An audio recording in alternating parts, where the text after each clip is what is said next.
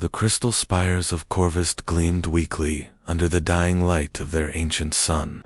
What had once blazed with brilliant blue-white fire now flickered orange and red, casting strange shadows across the crystalline city that had stood for 10,000 years. Elder Nara pressed her translucent hand against the viewing crystal in the council chamber. Through her palm, she could feel the vibrations growing weaker. The star's energy that once flowed through every Vethrani, like warm blood, was now barely a whisper. Her people were slowly starving. "The readings are worse today," Captain Hune reported, his voice carrying the weight of inevitable doom. The tall Vethrani's crystal skin had dulled from brilliant silver to pale gray. Like all his people, the failing star was killing him slowly. "Our sun will collapse completely within 2 cycles. Around the circular chamber, the remaining council members sat in silence. Once, 40 Vethrani had filled these seats. Now only 8 remained strong enough to attend meetings. The rest lay in the healing chambers, too weak to move, as their bodies failed without proper stellar radiation. Young Kale burst through the chamber doors, his small crystal form still holding traces of inner light. At barely 50 years old, he was the youngest Vethrani alive. "Elder Nara, the message beacon is ready to send again. Should we try once more?" The old Vethrani looked at the eager youngling with sad eyes. They had sent distress signals for 37 cycles.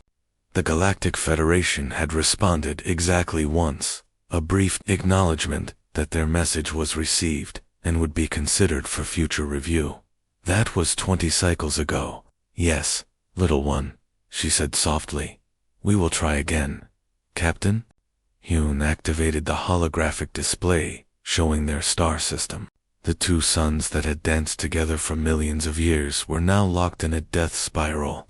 The smaller white dwarf was pulling matter from its giant companion, creating violent gravitational waves that tore at space itself. The Xerians visited. Last cycle, Council Member Thane reminded them. They offered to preserve our cultural archives and take genetic samples for their museums. "Museums," spat another council member. "They want to display us like ancient artifacts." Nara remembered the Xerian delegation. Cold, logical beings who calculated everything in terms of profit and loss. To them, the Vethrani were simply another extinct species to be catalogued. They could not understand why the Vethrani refused their offer to save a few hundred individuals while letting the rest die. "The Althurians suggested we accept our fate with dignity," Hune added bitterly. "They sent meditation crystals to help us find peace in our final moments." The Vethrani had encountered 17 different species over the centuries. All had offered sympathy. Some had provided small gifts or temporary aid, but none had offered real help. Moving 12,000 beings across the galaxy was expensive. Finding them a new world was complicated. Most species found it easier to simply let the Vethrani fade away quietly. Kale walked to the great window that looked out over their dying city. The crystal gardens that once sang with harmonic frequencies now stood silent. The energy fountains that had danced with living light for millennia were dark. In the distance, he could see the transport ships sitting unused on the landing platforms. Without enough power to maintain their systems, the ships were slowly becoming as lifeless as everything else. "What were we like before?" Kale asked suddenly, "when the stars were strong." Elder Nara joined him at the window. Her voice grew warm with memory. "We were the singers of space, little one. Our cities hummed with life. We could grow crystal forests that stretched to the horizon. Our people could communicate across star systems through harmonic resonance. We were builders, artists, philosophers. But we were also few," Captain Yen added grimly. "We never needed large populations. Our technology did the work. We focused on beauty, on knowledge, on perfect harmony with our sons. Now that very nature worked against them.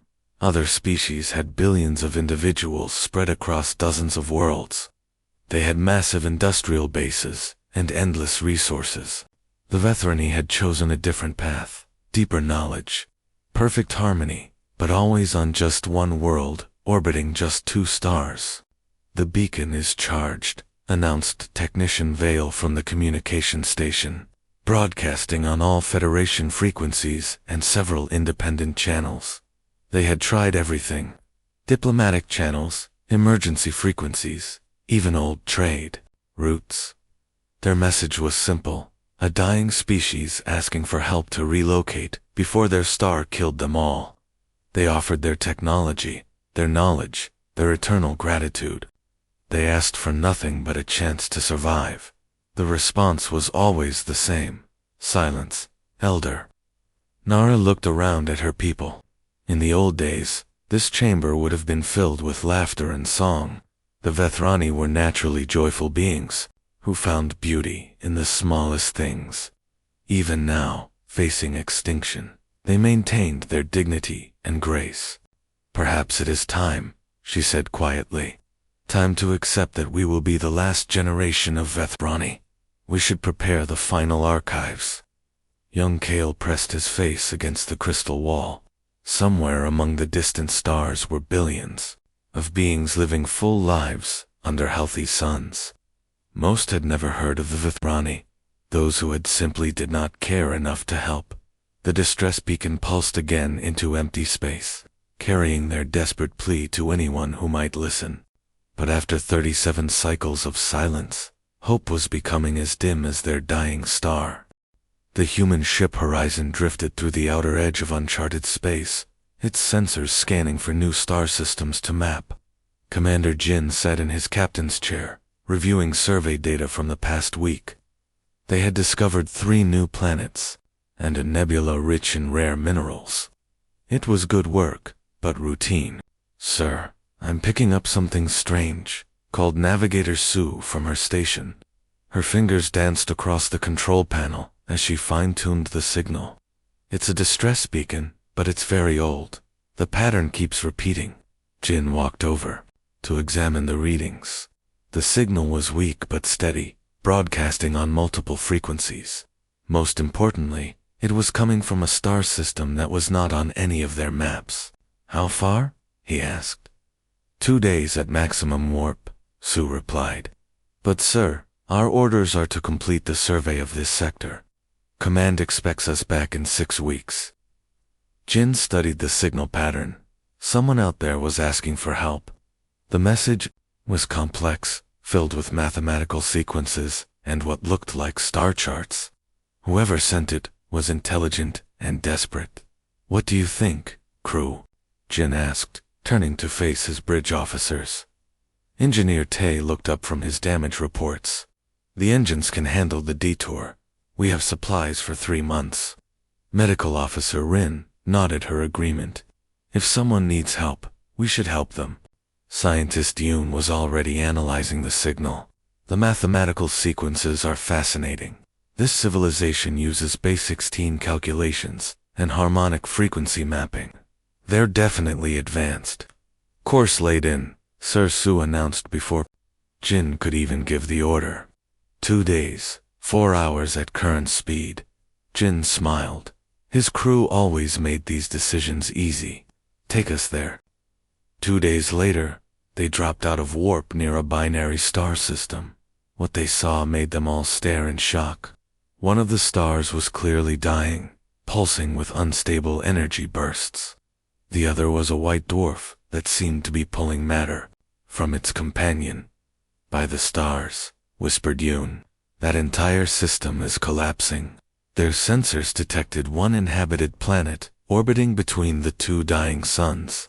The world glowed with a strange inner light, covered in what looked like crystal. "Cities." "I'm reading life signs," Rin reported. "But not many. Maybe 12,000 individuals." "Incoming transmission," Sue announced. "It's from the planet." The main screen flickered to life, showing a tall figure that seemed to be made of living crystal. When it spoke, the translation system worked perfectly, but the voice carried deep sadness. "Unknown vessel, I am Captain Hien of the Vethrani people. We thank you for responding to our beacon, but I must warn you, Our star system is unstable. You should leave for your own safety. Jin stepped forward. I'm Commander Jin of the human starship Horizon. We received your distress call. What can we do to help? There was a long pause. Captain Hyan's crystal features showed surprise.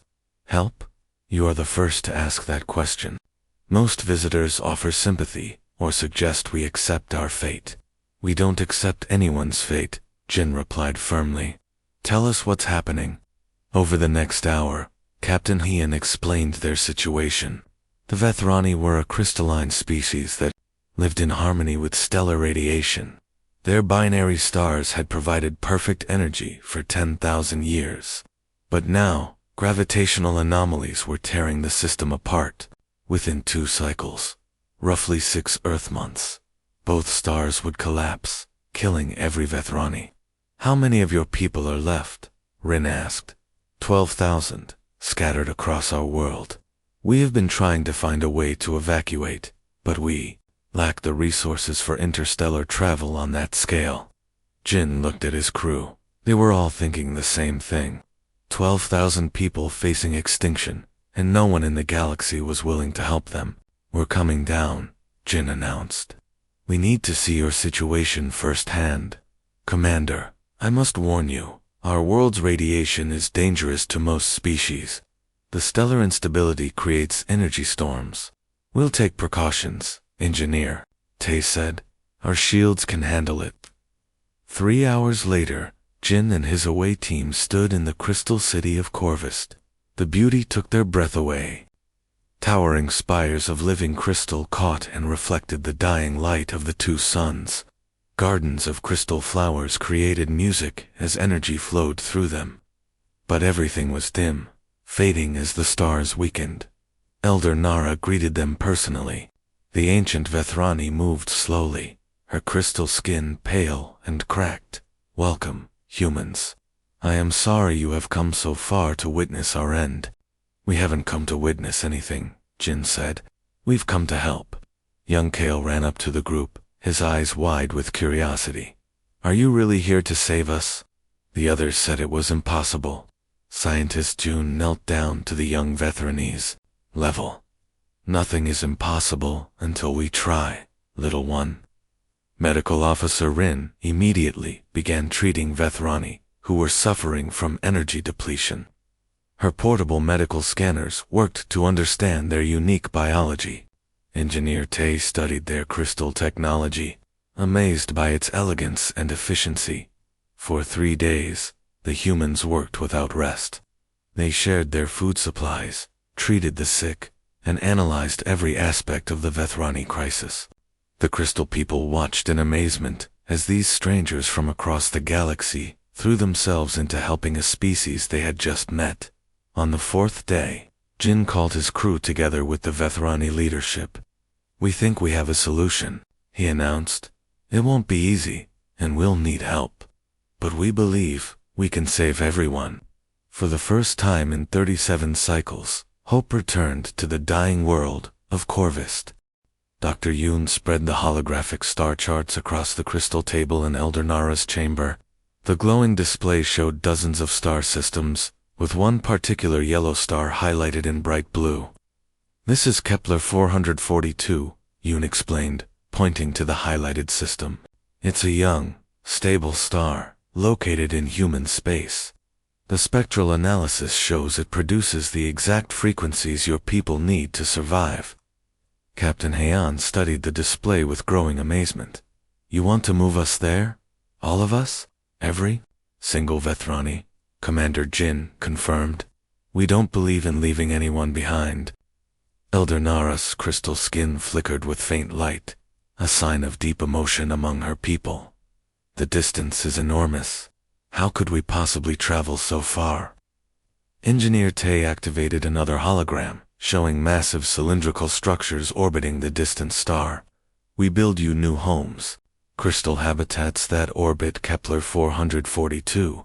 Your people can grow them using your own techniques, but we provide the basic framework and transport systems. Young Kale pressed his small hands against the table, staring at the beautiful structures. They look like crystal flowers blooming in space. That's exactly what we were thinking, Tay smiled. Your people are natural artists. These habitats will be more beautiful than anything the galaxy has ever seen. But Captain Yoon shook his head slowly. The resources required would be enormous. The Galactic Federation already declared our relocation economically unfeasible. Why would humans spend so much on a species they barely know? Jin looked around at the dying crystal city visible through the chamber's transparent walls. Because you're here, because you need help, because we can help. What other reason do we need? The Vethrani exchanged glances. They had dealt with 17 different species over the centuries. All had calculated the cost of helping them, and decided it was too high. The idea that someone might help simply because help was needed was almost impossible to understand. There is something else, Elder Nara said quietly. Even if you could transport us, we have nothing to offer in return. Our technology is beautiful, but not practical for most species. Our knowledge is ancient, but specialized. What do humans gain from this? Dr. Yoon laughed softly. Are you serious? Your harmonic resonance technology could revolutionize our energy systems. Your crystal growth techniques could transform our construction methods.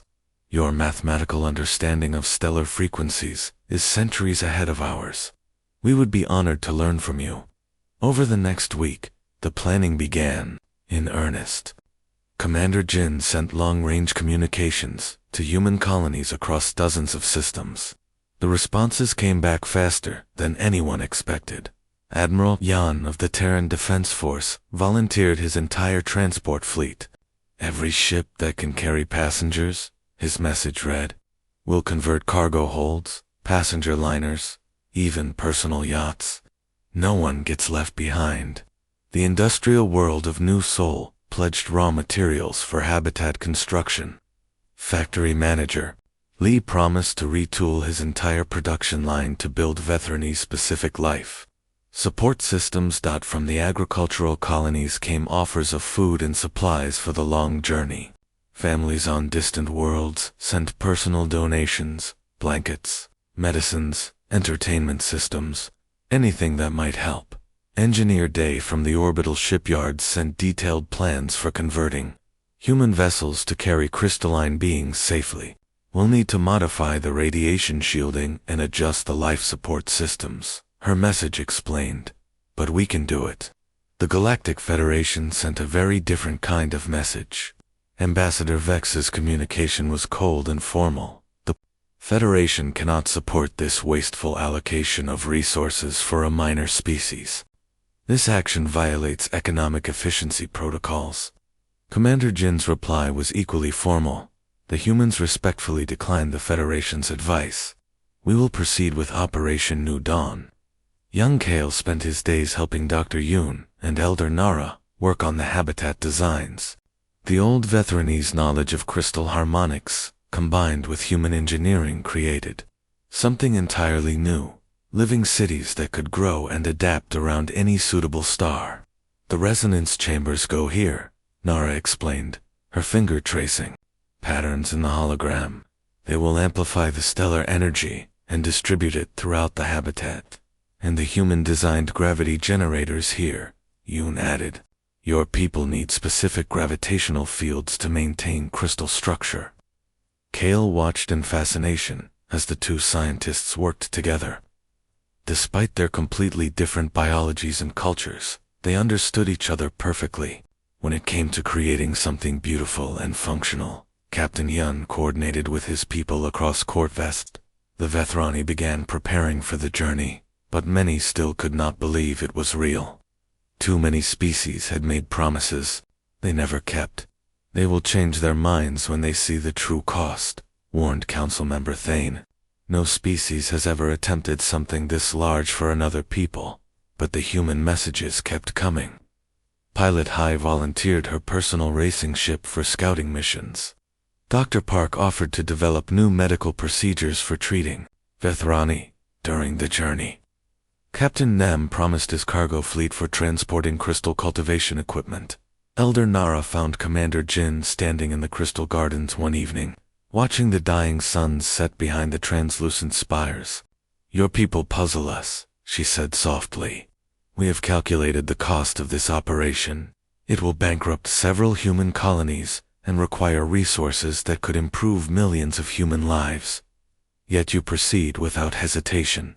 Jin smiled, touching one of the crystal flowers that still held a faint inner glow. "Elder Nara, what good are resources if we don't use them to help others? What good is wealth if it can't buy someone a future?" The old Vethernee's crystal skin pulsed with gentle light. For the first time in cycles, she truly believed her people might survive. The first ships arrived 3 weeks before Corvust's sun was scheduled to collapse completely. Captain Hune stood at the observation deck watching vessel after vessel drop out of warp space around his dying world. He had never seen so many ships in one place. 237 vessels confirmed, reported Communications Officer Jun, his voice filled with amazement. Military transports, converted cargo ships, passenger liners, and dozens of private yachts. Admiral Yin says more are coming. Elder Nara joined Hyen at the window. Her crystal skin was now so pale it was almost transparent, but her voice remained strong. "In all our history, we have never seen such a fleet. They really came. Young." Kale pressed his face against the crystal wall, counting the ships with excited whispers. The human vessels came in every shape and size. Some were massive military carriers that could hold thousands. Others were small family ships that might carry only 50 Vethrani, but they were all here. The Horizon docked first at the main spaceport. Commander Jin and his crew had worked tirelessly for months coordinating the rescue operation. When he stepped onto Corvust's surface, he looked exhausted but determined. "Status report," Jin asked Captain Haon. 11,800 Vethrani, ready for evacuation. 200 are too weak to move, but stable enough for transport. The rest, ... double quotes. Ian paused. "The rest are in the deep chambers, barely alive. We don't know if they can survive the journey." "They'll survive, Medical Officer," Rin said firmly. "We've developed new life support systems specifically for weakened crystalline beings. No one gets left behind." The loading process began immediately. Human crews worked alongside Vethrani to move people, equipment, and precious cultural artifacts. The dying star system made everything dangerous. Solar flares erupted unpredictably, sending waves of deadly radiation through space. Pilot Hai led a squadron of smaller ships through the worst of the radiation storms. Her modified racing yacht, the Lightning, could maneuver through energy fields that would destroy larger vessels. She personally rescued 300 Vethrani from the outer settlements. "Another flare incoming," shouted Navigator Sue from the Horizon's bridge. Category 7. All small craft returned to base immediately. But Engineer Tay was still on the surface, supervising the loading of critical crystal cultivation equipment. The Vethrani needed this technology to grow their new homes around Kepler 442. Without it, they would survive the journey, but have no way to build a future. "Tay, get out of there." Jin's voice crackled over the communication system. "The radiation will cook you alive." "Almost done, Commander," Tay replied calmly. "Just need 5 more minutes to secure the harmonic resonators." The solar flare hit like a hammer. Tay's transport ship was caught in the middle of the radiation storm. His shields failed first, then life support systems began shutting down one by one, but he stayed at his station, making sure the precious equipment was safely loaded. "Transport Unity is down." Someone screamed over the radio. "Tay's ship is dead in the water."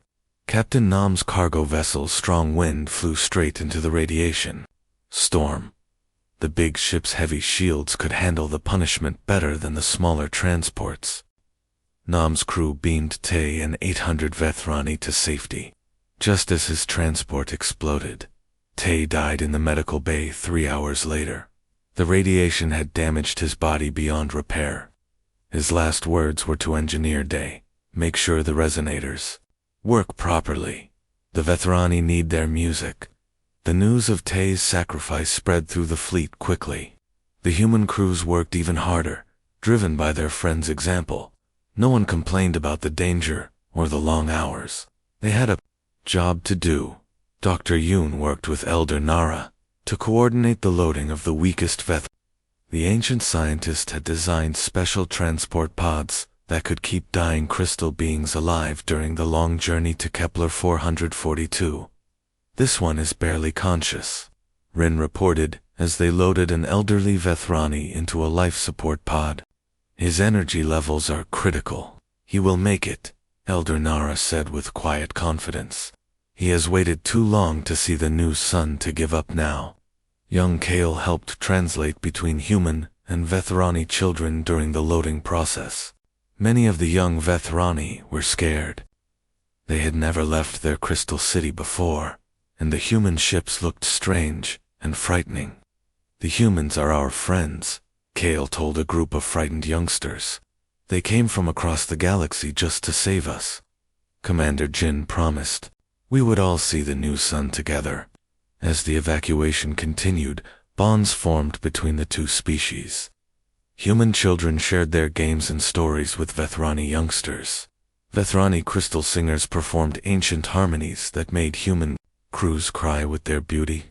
Elder Nara taught human scientists the mathematics of stellar harmonics while learning about human poetry and music. The final transport left Corvus just as the binary stars entered their death spiral. Captain Hyun took one last look at his homeworld from the observation deck of the horizon. The crystal cities still gleamed faintly in the dying light, but they were empty now. Every Vethrani had been saved. 12,000 souls, Jin said quietly, standing beside him. Every single one. Behind them, Corvust's suns collapsed in a brilliant flash of light. The world that had been home to the Vethrani for 10 millennia was gone. But the people lived on, carried safely in human ships, toward a new star and a new future. The Great Migration had begun. 3 years after leaving their dying homeworld, the Vethrani fleet finally arrived at Kepler 442. The young yellow star blazed with perfect energy, its light streaming through the viewports of 200 human ships carrying 12,000 crystal beings to their new home.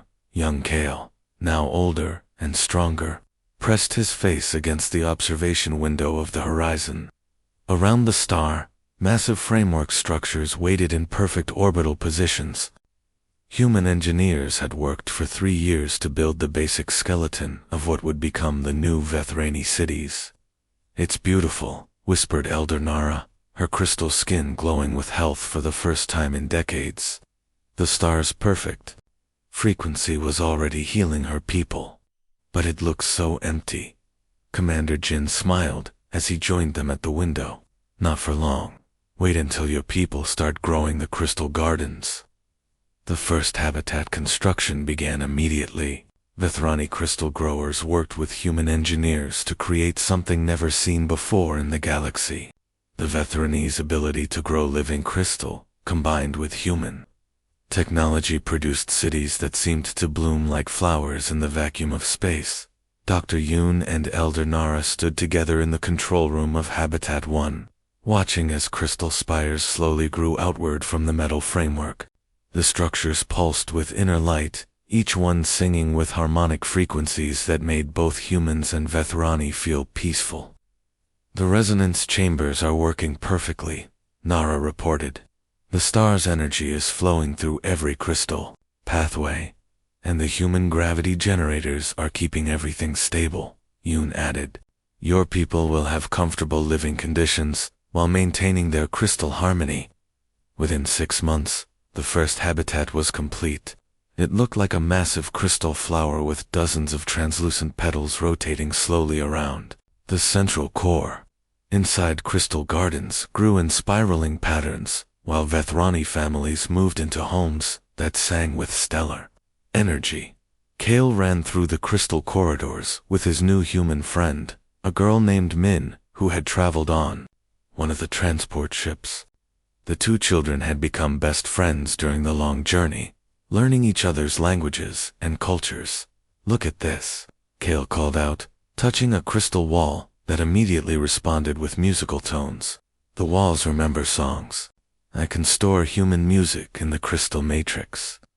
Min laughed as she pressed her hands against the wall, creating her own musical patterns. "And I can teach the crystals human melodies. My mom will love this." The partnership between humans and Vithrani produced amazing discoveries. Vithrani crystal technology revolutionized human computing systems. Their harmonic resonance techniques allowed humans to build more efficient energy networks. In return, human engineering helped the Vithrani create habitats that could survive in any star system. Captain Hayan, now serving as the Vithrani representative to the human government, worked closely with Admiral Yan to establish formal relations between their peoples. The two had become close friends during the evacuation, bonding over their shared military backgrounds. "The Galactic Federation is asking questions," Yan reported during one of their weekly meetings. "They want to know how we accomplished something they said was impossible." Hayan's crystal features showed amusement. "What do you tell them?" "The truth. We helped because help was needed. They still don't understand." The Federation had been watching the Human-Vithrani alliance with growing concern. The combined technologies were producing advances that made other species nervous. Federation Ambassador Vex sent several diplomatic missions to Kepler 442, trying to understand how two species could work together so effectively. "Your cooperation violates standard efficiency protocols," Vex told a joint Human-Vithrani council. "Resources should be allocated based on strategic value and economic return." Elder Nara responded with gentle dignity. "Ambassador Vex, efficiency is not the highest virtue. Compassion is." The real proof of their success came 5 years later. The Kepler 442 system had become home to the largest crystal cities in known space. 12 habitats orbited the star, each one unique and beautiful. The Vithrani population was growing again. Children born under their new sun were stronger and more vibrant than any generation in centuries. Commander Jin, now Admiral Jin, often visited the crystal gardens with his family. His daughter had become fluent in Vithrani harmonic language and could make the crystal flowers sing with her voice. Watching human and Vithrani children play together had become his greatest joy. "Do you ever regret it?" his wife asked one evening as they watched the sunset through the crystal spires. "All the resources, all the effort, all the risks we took." Jin smiled as young Kale ran past, chasing Min through the singing gardens. "Look at them. Look at what we built together. How could anyone regret giving someone a future?" The Galactic Federation finally sent an official delegation to study the Human-Vithrani alliance. What they found amazed them. Two completely different species had created something neither could have achieved alone. The crystal cities were more beautiful than anything in Federation space. The technology was more advanced than the best Federation research centers. "How did you do it?" asked Federation Scientist Corps. Elder Nara, now ancient but still vibrant, smiled at the question she had heard so many times.